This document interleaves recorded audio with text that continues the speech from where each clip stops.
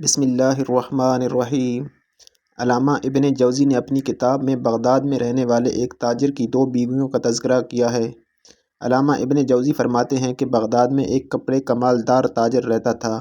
ایک دن وہ اپنی دکان میں بیٹھا تھا کہ ایک کم سن عورت آئی اور خریدنے کے لیے کوئی چیز مانگی۔ اس دوران کہ وہ دکاندار سے باتیں کر رہی تھی، اچانک اس نے اپنا چہرہ کھول دیا۔ دکاندار سے دیکھ کر حیرت زدہ ہو گیا۔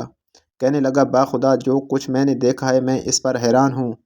وہ عورت کہنے لگی کہ میں کوئی چیز خریدنے نہیں آئی، میں تو بہت دنوں سے بازار آ جا رہی ہوں تاکہ کوئی بھلا آدمی دل کو لگے کہ میں اس سے شادی کر لوں۔ تم میرے دل کو لگے ہو، میرے پاس بہت سا مال ہے، تو کیا تم مجھ سے شادی کرنا پسند کرو گے؟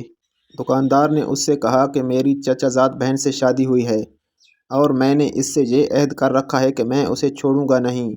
میرا اس سے ایک لڑکا بھی ہے۔ تو وہ عورت بولی کہ میں اس پر راضی ہوں کہ تم ہفتے میں صرف 2 مرتبہ میرے پاس آ جایا کرو۔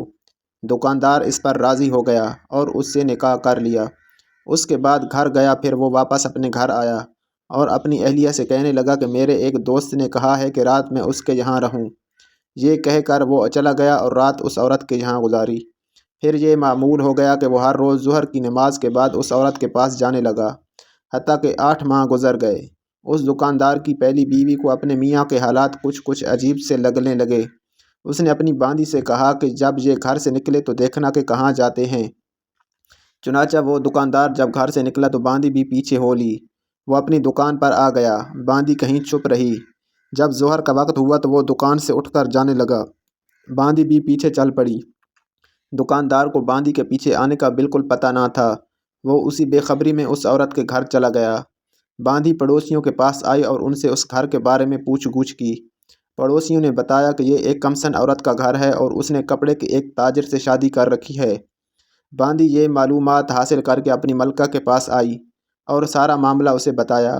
ملکہ نے اسے کہا، خبردار، اس قصے کے متعلق کسی کو کچھ پتہ نہیں چلنا چاہیے، اور اس نے اپنے شوہر سے بھی اس کے متعلق کچھ نہیں کہا۔ یوں ہی ہنسی خوشی دن گزرتے رہے۔ سال پورا ہوا تو وہ تاجر مر گیا اور اس نے 8000 اشرفیاں ترکہ میں چھوڑیں۔ تاجر کی اس بیوی نے، جو اس کی چچا زاد بہن تھی، ترکے کو تقسیم کیا۔ چنانچہ 7000 اشرفیاں بچے کے لیے الگ کر دیں اور باقی 1000 اشرفیوں کے 2 حصے کیے۔